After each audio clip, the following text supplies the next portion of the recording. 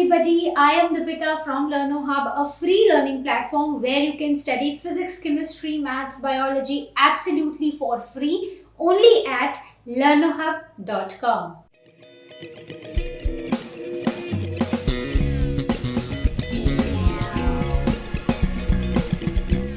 तो बच्चों, आज हम स्टार्ट करने वाले हैं क्लास 11 बायोलॉजी के नेक्स्ट चैप्टर के एनसीईआरटी सॉल्यूशंस और हमारा चैप्टर है मिनरल न्यूट्रिशन जिसमें है टोटल 10 क्वेश्चंस और आज हम 10 के 10 क्वेश्चंस को डिस्कस करेंगे। तो चलिए स्टार्ट करते हैं।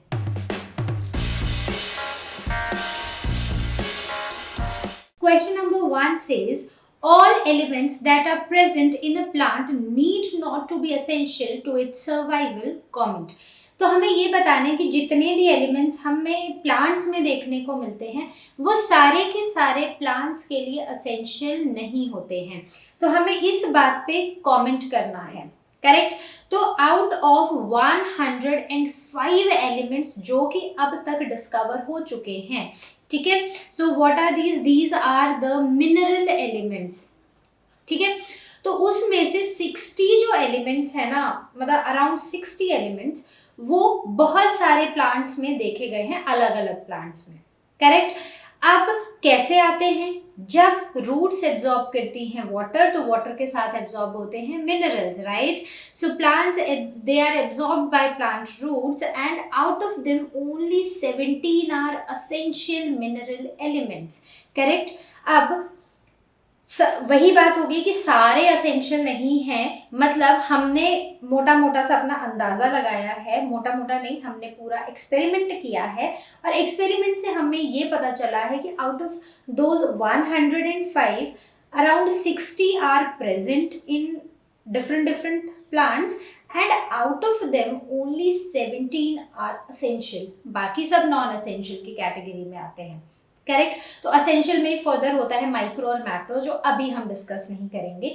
लेकिन what is this criteria of essentiality of these elements, मतलब क्यों ये असेंशियल हैं एलिमेंट्स, हमें वो पता होना चाहिए।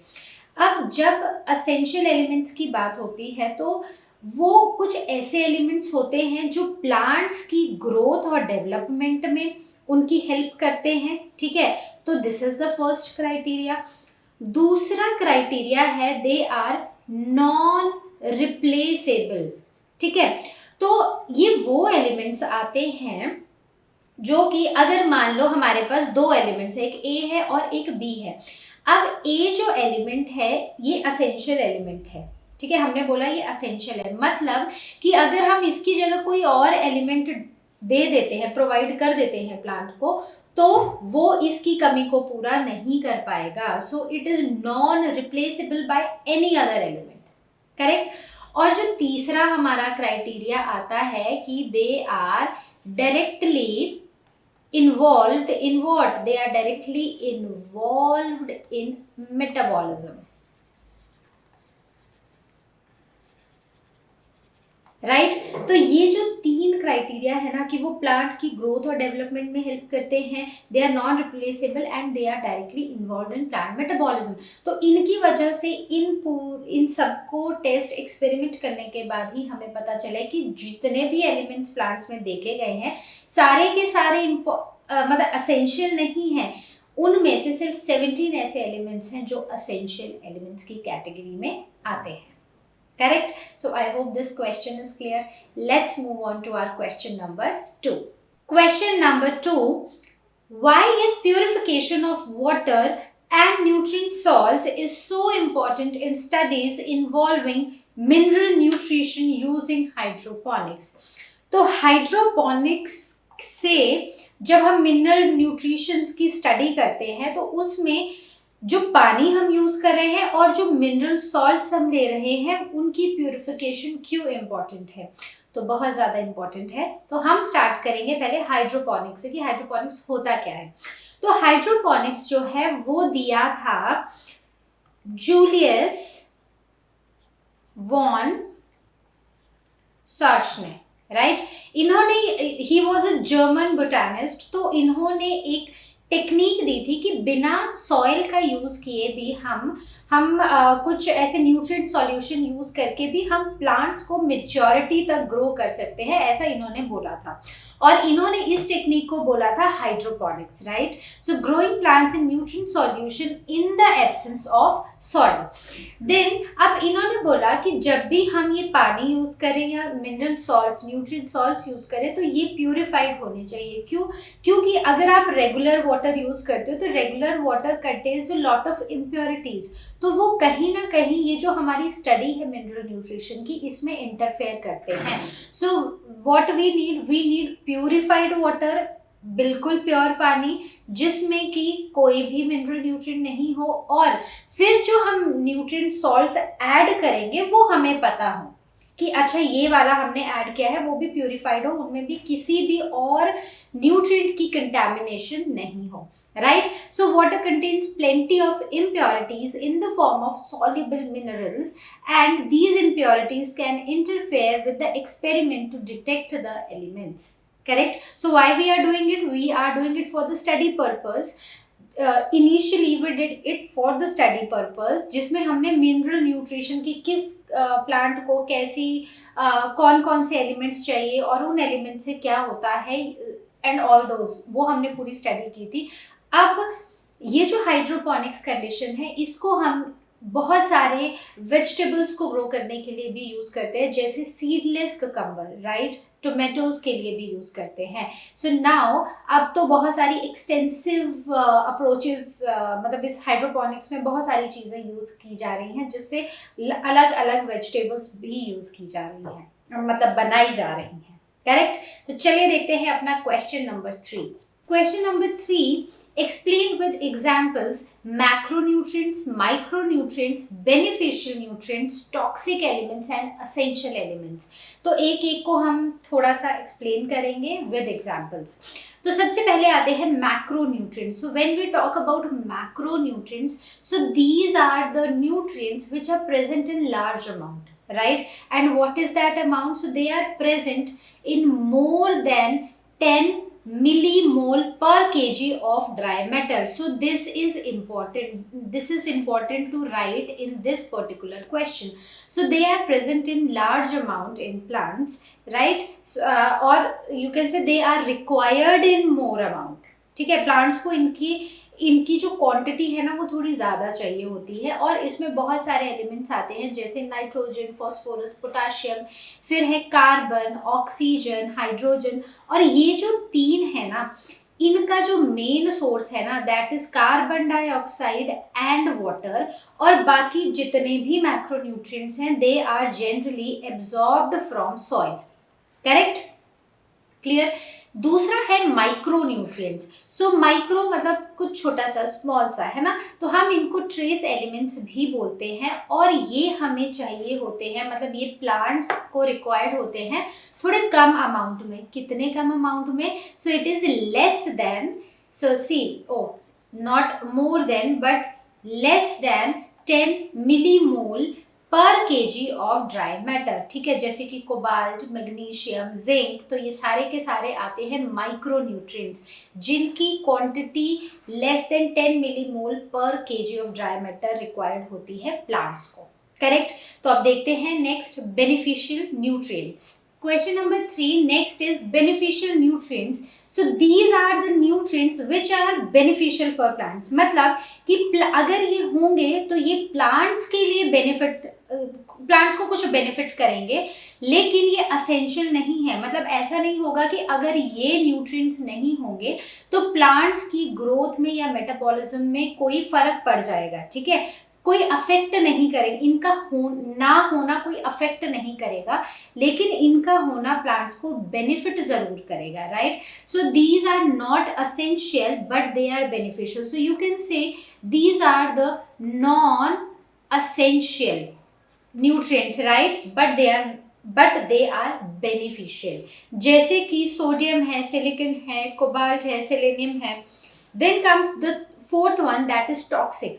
तो नाम ही बता रहे हैं, मतलब कुछ ऐसे एलिमेंट्स हैं जो कि प्लांट्स की ग्रोथ में या प्लांट्स के मेटाबॉलिज्म में उनको अफेक्ट करेगा, अगर वो होंगे तो उनकी ग्रोथ, प्लांट्स की ग्रोथ, मेटाबॉलिज्म अफेक्ट होगी। So they are required by plants in extremely small quantities, बहुत ही स्मॉल क्वांटिटीज में चाहिए होते हैं। और अगर इनकी जो क्वांटिटी है वो ज़्यादा हो जाए तो वो प्लांट्स में टॉक्सिसिटी कॉज करती है। जैसे कि अगर मैंगनीज जो है वो बहुत ही कम क्वांटिटीज में चाहिए होता है प्लांट्स को, अगर इसकी जो क्वांटिटी है प्लांट्स में वो बढ़ जाए तो ये बहुत सारी डेफिशिएंसीज इंड्यूस कर देता है प्लांट्स में, जैसे आयरन की, मैग्नीशियम की, कैल्शियम की। और फर्दर इन सब की डेफिशिएंसी की वजह से जो प्लांट का मेटाबॉलिज्म है वो इंटरफेयर होता है। Correct. Then comes the essential elements. तो असेंशियल एलिमेंट्स कौन से होते हैं? वही होते हैं मैक्रो और माइक्रो, जो हमने ऑलरेडी अभी पढ़े। ठीक है, तो ये वो एलिमेंट्स होते हैं जो कि प्लांट्स की ग्रोथ के लिए, मेटाबॉलिज्म के लिए एब्सोल्युटली असेंशियल है। मतलब कि अगर वो नहीं होंगे तो प्लांट अच्छे से ग्रो नहीं कर पाएगा, रिप्रोड्यूस नहीं कर पाएगा, मेटाबोलाइज नहीं कर पाएगा। करेक्ट। और उनका कोई रिप्लेसमेंट भी नहीं है। ऐसा नहीं कि अगर ये नहीं है तो कोई और डाल दो तो वो उनकी जगह ले लेगा। No. So these are absolutely required by plants. ठीक है, so they are specific and they are non-replaceable elements and they are further classified into two, that is macro and micro। और macro और micro के बारे में हम already पढ़ चुके हैं। करेक्ट। सो बहुत ही सिंपल क्वेश्चन था, right. Let's see our next question. Question number 4 is name at least 5 different deficiency symptoms in plants and describe them and correlate them with the concerned mineral deficiencies। तो हमें कम से कम 5 deficiency symptoms बताने हैं plants में। तो और हमें उनको थोड़ा सा डिस्क्राइब भी करना है और थोड़ा सा कोरिलेट भी करना है उनके कंसर्न्ड डेफिशिएंसी मिनरल से, मतलब किस मिनरल की वजह से उनमें वो डेफिशिएंसी आई है, तो हमें ये भी निकालना है। तो सबसे पहले है क्लोरोसिस। ठीक है, तो क्लोरोसिस क्या होता है? It is the loss of chlorophyll, Cl। ठीक है, इससे याद रखना कि व्हाट इज इट, कैसे होता है ये। It is very commonly seen in plants, जिसमें कि प्लांट्स से जो क्लोरोफिल पिगमेंट है which is very essential for photosynthesis, right. तो ये जो क्लोरोफिल पिगमेंट है इसका ही लॉस हो जाता है, जिसकी वजह से अब क्योंकि क्लोरोफिल है it gives green colour to the plant, right. Chlorophyll pigment की वजह से ही ग्रीन कलर है प्लांट्स में। अब क्योंकि इस क्लोरोफिल का ही लॉस हो गया है, मतलब ये क्लोरोफिल ही खत्म होती जा रही है, तो it gives the yellow coloration to the leaves. ठीक है, जस्ट सी दिस पिक्चर। तो ये बीच में तो हमें ये ग्रीन दिखाई दे रहा है, लेकिन बाकी जगह पे हमें येलो होता हुआ दिखाई दे रहा है ये लीव। तो इस लीव को क्या हुआ है? इस लीव को कौन सी बीमारी हुई है? तो इसको हुई है chlorosis. Clear? Now it is caused by deficiency of nitrogen, potassium, magnesium, sulfur, iron, manganese, zinc and molybdenum। तो अब तक तो आपको ये सारे के सारे याद ही होंगे ना, वो सिंबल्स, एलिमेंट्स के सिंबल्स। तो इन सब की डेफिशिएंसी की वजह से प्लांट्स में क्लोरोसिस होता है। Correct. Let's see the second one. So the second one is necrosis. So necrosis is basically the death of the leaf tissues.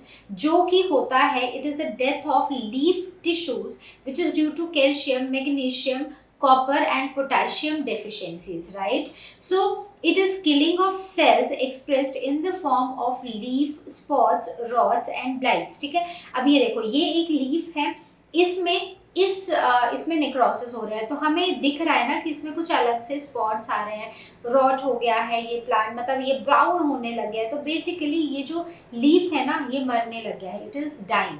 ठीक है, and this situation is called as necrosis and it is due to the deficiency of calcium, magnesium, copper and potassium. Correct. Let's see the next type of deficiency disease in plants. अब कुछ plants में देखा गया है कि cell division ही खत्म हो जाती है, सेल डिवीजन ही नहीं हो पाती है।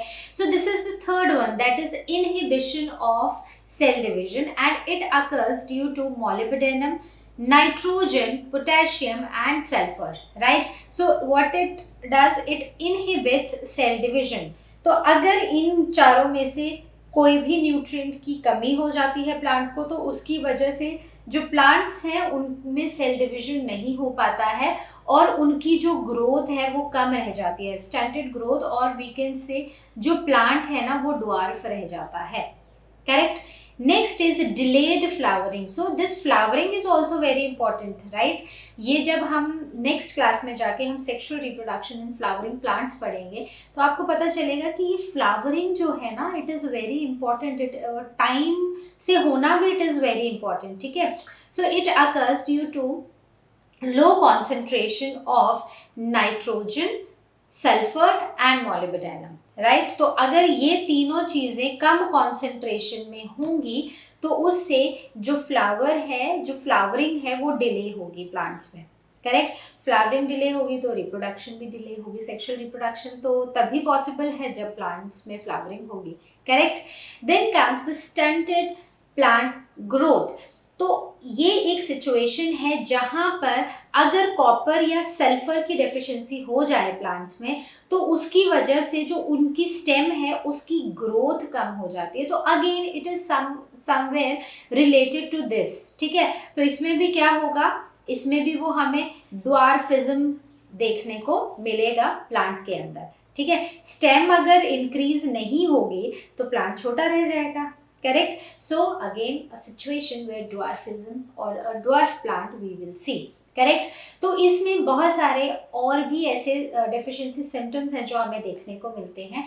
तो आपको जो भी अच्छे लगते हैं, जो भी समझ आते हैं, जैसा भी आपको ठीक लगता है वो आप लिख सकते हैं। तो मैंने 5 ये मेंशन किए हैं, you can add more. Correct. Question number 5, so if a plant shows symptoms which could develop due to deficiency of more than one nutrient, how would you find out experimentally the real deficient mineral element? तो अगर एक plant है जिसमें कोई तो symptom आया है और वो सिम्टम सिर्फ एक मिनरल न्यूट्रिएंट से रिलेटेड नहीं है, जैसे अभी हमने पढ़ा कि बहुत सारे एलिमेंट्स हैं जो अलग अलग डेफिशिएंसीज को का रीज़न बनते हैं, राइट, प्लांट्स में भी। तो अगर कोई ऐसा सिम्टम हमने देखा और उसमें हमें पता चला कि अच्छा ये तो कोई 5 एलिमेंट्स है, मिनरल एलिमेंट्स है, इनकी डेफिशिएंसी की वजह से होता है, लेकिन इनमें से हुआ किसकी वजह से है, मतलब प्लांट को कौन सा मिनरल न्यूट्रिएंट नहीं मिला है, तो वो हम एक्सपेरिमेंटली कैसे फाइंड आउट करेंगे। तो इसमें हम क्या यूज़ करेंगे, जो हमने टेक्निक पढ़ी थी, जो इनिशियली पढ़ी थी, that is absence of soil but the presence of nutrient solution, so that is what, that is hydroponics, ठीक है। तो वो सिचुएशन हो जाएगी हमारी हाइड्रोपोनिक्स। करेक्ट। तो हाइड्रोपोनिक्स में क्या होगा, there will be test 1 and test 2। तो एक में हम क्या करेंगे कि प्लांट को ग्रो करेंगे न्यूट्रिएंट मीडिया में जिसमें कि सिर्फ रिक्वायर्ड एलिमेंट्स हैं, जो रिक्वायर्ड एलिमेंट्स हैं वही डालेंगे और उसमें प्लांट को ग्रो करेंगे। करेक्ट। और दूसरे में हम क्या करेंगे, प्लांट को लेंगे और उसको आर्टिफिशियली सेम न्यूट्रिएंट मीडियम में या सेम न्यूट्रिएंट कल्चर में ग्रो करेंगे और उसमें सारे एसेंशियल एलिमेंट्स डालेंगे एक्सेप्ट 1, वो एक नहीं डालेंगे जिसकी डेफिशिएंसी को हमें जज करना है। तो हमें ये पता चल जाएगा कि अच्छा इसकी वजह से क्या प्लांट ग्रो नहीं कर पा रहा है या कोई और है। अब ऐसे ही मान लो अगर 5 हैं तो हम हर बार क्या करेंगे, एक एक जो न्यूट्रिएंट है ना उसको एलिमिनेट करते जाएंगे, ठीक है। पहले एक बनाया जिसमें एक को एलिमिनेट कर दिया, लेकिन अब प्लांट की तो ग्रोथ ठीक हुई, वो सिम्टम्स आए नहीं, तो मतलब कि ये एलिमेंट था। उसके बाद बी को एलिमिनेट किया, फिर सी को किया, फिर डी को किया। इससे हमें ये पता चल जाएगा कि पर्टिकुलरली कौन सा एलिमेंट है जिसकी वजह से प्लांट्स में वो सिम्टम्स आ रहे हैं। करेक्ट। बहुत ही सिंपल है। Let's see our next question. Question number 6, why is that in certain plants deficiency symptoms appear first in younger parts of the plant while in others they do so in the mature organs, right? तो ऐसा क्यों है कि कुछ deficiency symptoms पहले plants के mature parts में दिखाई देते हैं और किसी में वो पहले यंग प्लांट्स में दिखाई देते हैं, या मतलब क्वेश्चन ऐसे भी पूछा जा सकता है कि ऐसा क्यों है कि कुछ जो डेफिशिएंसी सिम्टम्स हैं प्लांट्स के वो पहले यंग ऑर्गन्स में दिखाई देते हैं और बाद में वो मैच्योर ऑर्गन्स में दिखाई देते हैं। तो इसका जो मेजर रीजन है, अब ये जो डेफिशिएंसी सिम्टम्स है ना, ये क्यों आते हैं? जब किसी न्यूट्रिएंट की या यू कैन से किसी एलिमेंट की या फिर किसी मिनरल की डेफिशिएंसी होती है, तो उस कंडीशंस में हमें ये कुछ डेफिशिएंसी सिम्टम्स देखने को मिलते हैं। जैसे हमने अभी एक क्वेश्चन में पढ़े थे कि क्लोरोसिस हो जा रहा है, स्टंटेड ग्रोथ है, सेल डिविजन नहीं हो रही है। तो ये सारी की सारी चीज़ें जो है ना, ये डेफिशिएंसी सिम्टम्स की वजह से हैं, मतलब किसी एक न्यूट्रिएंट की डेफिशिएंसी की वजह से है। तो ऐसा क्यों है कि वो कहीं देखने को मिल रही हैं, कहीं पर पहले आ रहे हैं वो सिम्टम्स, कहीं पर बाद में आ रहे हैं? उसका एक रीजन है और वो ये है mobility. So it is due to the mobility of the element. अब वो जो एलिमेंट है वो कितना मोबाइल है या वो इमोबाइल है, वो डिसाइड करेगा the appearance of the symptoms, कि वो किस में आएंगे सिम्टम्स, पहले यंग प्लांट में, यंग पार्ट में आएंगे या मेच्योर पार्ट में आएंगे। करेक्ट? तो अगर इसमें हमारे पास दो केसेस बनते हैं, तो if the element is relatively immobile, मतलब वो मोबाइल नहीं है, मतलब ऑलमोस्ट ज़्यादा घूमता फिरता नहीं है इधर वो एलिमेंट, तो जो सिम्टम्स है ना वो सबसे पहले यंग पार्ट्स में देखे जाते हैं, जैसे कि सल्फर है, कैल्शियम है। करेक्ट? वहीं पर वो एलिमेंट्स जो कि बहुत ज़्यादा एक्टिव हैं या बहुत ज़्यादा मोबाइल हैं, तो उस केस में जो सिम्टम्स हैं वो सबसे पहले ओल्डर पार्ट्स में देखे जाते हैं प्लांट्स के। और for example the deficiency of magnesium, potassium and nitrogen. Correct? तो बहुत ही सिंपल है, दो केसेस हैं and these deficiency symptoms, they depend on the mobility of that particular element. Correct? Question number 7, how are the minerals absorbed by the plants? तो plants minerals को कैसे absorb करते हैं? तो ये जो process है ना, ये basically 2 phases में होता है। We can call them as phase 1 and phase 2। तो phase 1 जो होता है हम उसको बोलते हैं एपोप्लास्ट, और जो phase 2 होता है वो होता है सिम्प्लास्ट। तो इसमें बेसिकली होता क्या है, जो मिनरल्स का एब्जॉर्प्शन होता है वो होता है थ्रू रूट्स, राइट? तो सबसे पहले जो फेज 1 होता है, इसमें रैपिड अपटेक होता है आयंस का, जो कि एक पैसिव प्रोसेस है, मतलब एक ऐसा प्रोसेस जिसमें कहीं पर भी हमें एटीपी और यू कैन से एनर्जी की रिक्वायरमेंट नहीं है। और ये कैसे होता है? ये होता है through ion channels, through transmembrane proteins which act as selective pores। तो बेसिकली जो मिनरल्स एब्जॉर्ब होते हैं ना, वो जो फ्री स्पेस होता है, जो सेल के बाहर का आउटर स्पेस होता है, वहाँ पर ये सारा कुछ एब्जॉर्ब हो जाता है। वहीं पर अगर हम फेज 2 की बात करें, तो फेज 2 होता है हमारा सिम्प्लास्ट, और इसमें क्या होता है, इसमें सेल के अंदर जाता है ये सारा कंटेंट, राइट? तो इसमें हमें एटीपी की ज़रूरत पड़ती है। So what is required over here, it is an active process and ATP is very much required in phase 2। Correct? Simple, तो 2 स्टेप्स ही लिखने हैं, that's it. Question number 8, what are the conditions necessary for fixation of atmospheric nitrogen by rhizobium? What is their role in nitrogen fixation? तो rhizobium को atmosphere की nitrogen को fix करने के लिए क्या नेसेसरी कंडीशंस चाहिए और उनका क्या रोल है नाइट्रोजन फिक्सेशन में, मतलब राइजोबियम का क्या रोल है नाइट्रोजन फिक्सेशन में? तो सबसे पहले अगर हम बात करते हैं कंडीशंस की, तो जो राइजोबियम है ना वो एक सिम्बायोटिक बैक्टीरिया है, मतलब उसको एक और 2 चीज़ें मिलकर एक साथ रहती हैं और एक दूसरे को म्यूचुअली बेनिफिट करती हैं, right? So it needs a symbiotic relationship with the roots of the plants. Correct? Then environment जो इनको चाहिए, बेसिकली ये जो है ना, they are aerobes and that too free living. ठीक है, ये फ्री लिविंग एरोब्स हैं और इनके पास एक रिड्यूसिंग एनवायरनमेंट है, ये एरोबिक कंडीशंस में रहते हैं। लेकिन जब इनको नाइट्रोजन फिक्स करनी है तो उस टाइम पर इनको चाहिए ऐसी कंडीशंस जो कि एनारोबिक हो, जहाँ पर ऑक्सीजन नहीं हो, एक रिड्यूसिंग एनवायरनमेंट हो। तो उस टाइम पर इनको कौन सी कंडीशंस चाहिए? Anaerobic conditions. करेक्ट? तीसरी चीज बहुत इंपॉर्टेंट है जो कि है एंजाइम। हमें पता है कि जो भी रिएक्शंस होते हैं they need some enzymes, right? तो इसमें भी एक एंजाइम है, that is nitrogenase enzyme. Correct? उसके बाद अब काम करना है तो क्या चाहिए? Energy, right? तो इनको भी एनर्जी चाहिए। Then they also need leg haemoglobin.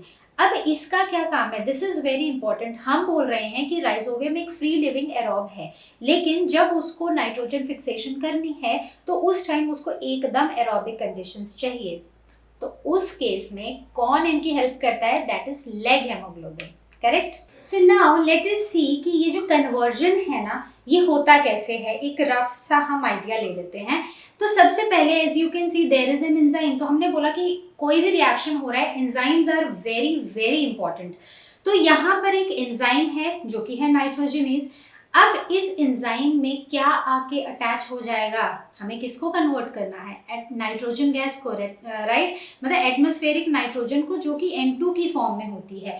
So that is the substrate. Now this substrate will bind to the binding site of the enzymes. और क्योंकि यहाँ ये जो पूरा रिएक्शन है ये हो रहा है एनारोबिक कंडीशंस में, तो ऑब्वियस सी बात है ऑक्सीजन तो होगी नहीं, लेकिन ये रिड्यूसिंग एनवायरनमेंट है तो यहाँ पर हो गए hydrogen. Now the two hydrogen atoms will come and join with the nitrogen, ठीक है। उसके बाद जो नाइट्रोजन NN, ठीक है, दिस इज NN, राइट। उसके बाद फर्दर रिएक्शन में फिर से रिडक्शन होगी, जहां पर फिर से दो हाइड्रोजन के एटम्स जो हैं वो आके इन नाइट्रोजन के साथ बाइंड कर जाएंगे, करेक्ट। तो अब बन गया ना, ये एक N है, ये एक N है, NH2। What is ammonia, that is NH3, ठीक है। तो अब यहाँ पर हो गए दो और आके जुड़ गए, लेकिन हमें एक एक और चाहिए। तो हम एक बार फिर से यहाँ पर हमें रिडक्शन देखने को मिलेगी, जहां पर दो हाइड्रोजन एटम्स और आएंगे और एक नाइट्रोजन के साथ अटैच हो जाएगा और दूसरा दूसरे नाइट्रोजन के साथ, और फाइनली हमें जो प्रोडक्ट है हमारा, that is ammonia, that is NH3, वो मिल जाएगा, ठीक है। और होगा क्या, अब ये NH3 जो है ये रिलीज हो जाएगा, हमारे पास 2 मॉलिक्यूल्स आए थे, दोनों रिलीज हो गए, और जो हमारा एंजाइम है ना वो फिर से फ्री हो जाएगा, ठीक है। Now this enzyme is again ready to undergo the reaction again, ठीक है। तो ये फिर से ये सेम स्टेप्स जो है कन्वर्जन के वो स्टार्ट हो जाएंगे। So this is how this conversion takes place. तो अगर हम इसको लिखें एक रिएक्शन की फॉर्म में, तो ये होगा, दो नाइट्रोजन आए, मतलब दो एटम्स आए नाइट्रोजन के, एटमॉस्फेरिक नाइट्रोजन किस फॉर्म में होती है, N2, ठीक है। फिर यहाँ पर 8 इलेक्ट्रॉन्स की हमें जरूरत पड़ेगी, और अगर आप देखो तो उतने ही हम यहाँ पर ऑलमोस्ट हाइड्रोजन के आयन लेंगे, मतलब बैलेंसिंग जब हम करेंगे, then you will see then 16 ATP molecules will be there, और उसमें हमारे कितने अमोनिया बन रहे हैं, NH3, right. 2 hydrogen are being released, 6 तो यहाँ पर एडजस्ट हो गए हाइड्रोजन, 2 हाइड्रोजन, मतलब जो एक हाइड्रोजन गैस है वो रिलीज हो गई, plus there will be 16 ADP, plus there will be 16 inorganic phosphate, correct, clear. Now coming on to the role of rhizobium in nitrogen fixation। तो राइजोबियम में का क्या रोल है नाइट्रोजन फिक्सेशन में, तो बहुत ही इंपॉर्टेंट है। It fixes atmospheric nitrogen in form that can be used by plants। मतलब ये जो N2 है उसको ये कन्वर्ट कर देती है इनटू अमोनिया, और ये वो फॉर्म है नाइट्रोजन की जिसको प्लांट्स यूज कर सकते हैं, ठीक है। कौन सा एंजाइम यूज करके, नाइट्रोजिनेज, बहुत ही इजी है इस एंजाइम का नाम याद रखना। Then plant delivers bacteria with proteins, carbohydrates and enough oxygen so that they do not disturb the fixation process, ठीक है। तो यहाँ पर जो प्लांट है उसके पास ये बैक्टीरिया होते हैं जिसमें बहुत सारे प्रोटीन्स होते हैं, कार्बोहाइड्रेट्स होती है, ऑक्सीजन होती है, ये सारी चीज़ों को एलिमिनेट किया जाता है एटमॉस्फेरिक नाइट्रोजन की फिक्सेशन के टाइम पर, और ये इस प्रोसेस को डिस्टर्ब नहीं करते हैं। Then comes plant proteins। These plant proteins they are very important। जैसे कि लेग हीमोग्लोबिन है, तो ये क्या करता है, ये जो एरोबिक कंडीशंस में जहाँ पर ये बैक्टीरिया रह रहा होता है उन कंडीशंस को एनारोबिक बनाने में हेल्प करता है, और फ्री ऑक्सीजन की जो कॉन्सेंट्रेशन है उसको कम कर देता है, जो कि नाइट्रोजनेज की एक्टिविटी को हिंडर नहीं करता है, क्योंकि नाइट्रोजनेज एंजाइम तभी फंक्शन करेगा जब वहाँ पर कोई भी ऑक्सीजन प्रेजेंट नहीं होगी, clear. Let's see our next question. Question number 9, what are the steps involved in the formation of root nodules. Root nodules की फॉर्मेशन में कौन कौन से स्टेप्स इन्वॉल्व होते हैं। तो सबसे पहले होता क्या है कि जो राइजोबियम बैक्टीरिया है ना, वो कहाँ पर होता है, it is in the soil, right. तो रूट्स में ना it gets attach to the epidermal hair, जैसे ये रूट्स हैं, ये सॉइल के पार्टिकल्स हैं और ये जो हैं these are the root hair. तो यहीं पर आसपास क्या होगा, ये बैक्टीरिया हमें देखने को मिलेगा, ठीक है।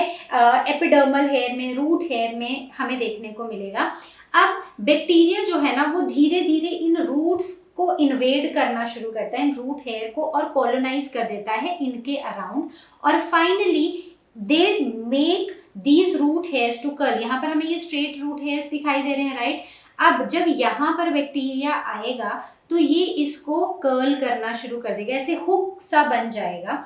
एंड फर्दर ये जो कर्लिंग होगी ना, इससे इन्फेक्शन कॉज होगा, और इन्फेक्शन के कॉज होने से ये जो बैक्टीरिया है ना, it will go into the inner side of the root, मतलब ये सेल्स के अंदर अब जाना शुरू हो जाएगा, into the cortex of the root. Now ये जो इसी से, इस इन्फेक्शन से ही जब बैक्टीरिया अंदर जाएंगे तो उससे बनने शुरू हो जाएंगे root nodules, correct. So the infection thread contains bacteria. अब इन्फेक्शन हो गया तो अब यहाँ पर बैक्टीरिया आ गए, अब यहाँ से बैक्टीरिया अंदर चले गए और इनर कॉर्टेक्स और पेरिसाइकिल में जो डिवीजन है वहाँ पर उनके सेल डिवीजन होना शुरू हो गई, और फाइनली वहां पर क्या बन गई, वहां पर जाके ये जो बैक्टीरिया थे ना, ये रॉड शेप बैक्टीरिया में कन्वर्ट हो जाते हैं। कैसे बैक्टीरिया बन जाते हैं, they become rod shaped bacteria, right. और फाइनली ये जो ग्रोथ होती है कॉर्टिकल सेल्स की और पेरिसाइकल सेल्स की, इन्हीं से हमारे पास बन जाते हैं mature root nodules, right. So this is how nodule formation happens in case of मतलब by rhizobium bacteria. And further जो हमने लास्ट क्वेश्चन में पढ़ा ना, फिर वो प्रोसेस शुरू होता है कि वहां पर नाइट्रोजनस एंजाइम होगा, वहां पर लेग हीमोग्लोबिन होगा, और उससे एटमॉस्फेरिक नाइट्रोजन की फिक्सेशन होना शुरू हो जाएगी। Clear. Question number 10, which of the following statements are true and if false we need to correct them, right? So A statement है boron deficiency leads to stout axis। तो क्या boron की deficiency से वो एक dwarfism आता है plants में, तो yes true, so this statement is true, right? B statement है every mineral element that is present in the cell is needed by the cell। तो क्या जितने भी मिनरल एलिमेंट्स एक सेल के अंदर होते हैं, क्या वो उनको सभी चाहिए होते हैं। तो ये तो हमने जब चैप्टर शुरू किया था ना, ये हम तब से पढ़ते आ रहे हैं, essential, non essential, micro, macro, trace, ये वो सो बहुत सारे हैं ना। तो हर एक मिनरल एलिमेंट जो होता है वो प्लांट के लिए असेंशियल नहीं होता है, right. So this statement is false, ठीक है। So only essential elements are needed by the cells, ठीक है। कौन which are needed by the cell, only essential elements। तो I can write over here is only essential, right, elements that are present in a cell is needed by the cell, correct। Next statement is nitrogen as a nutrient element is highly immobile by the plants, in the plant, sorry। So this statement is false। तो nitrogen जो है ना, ये बोल रहा है कि nitrogen बहुत ही इमोबाइल एलिमेंट है, तो क्या ये ट्रू है, no. So this statement is false because nitrogen is a highly mobile element in the plants. So what is it, it is a highly mobile element in the plants. Next is D, it is very easy to establish the essentiality of micronutrients because they are required only in trace quantities।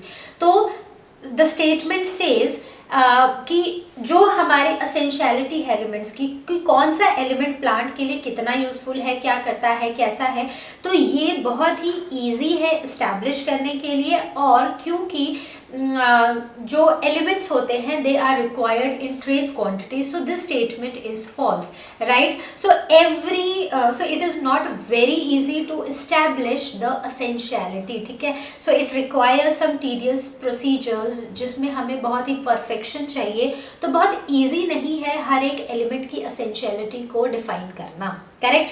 So I hope this question is clear to everyone. So students, I hope जितने भी questions हमने इस chapter के discuss किए सभी के सभी आपको हुए हैं क्रिस्टल क्लियर।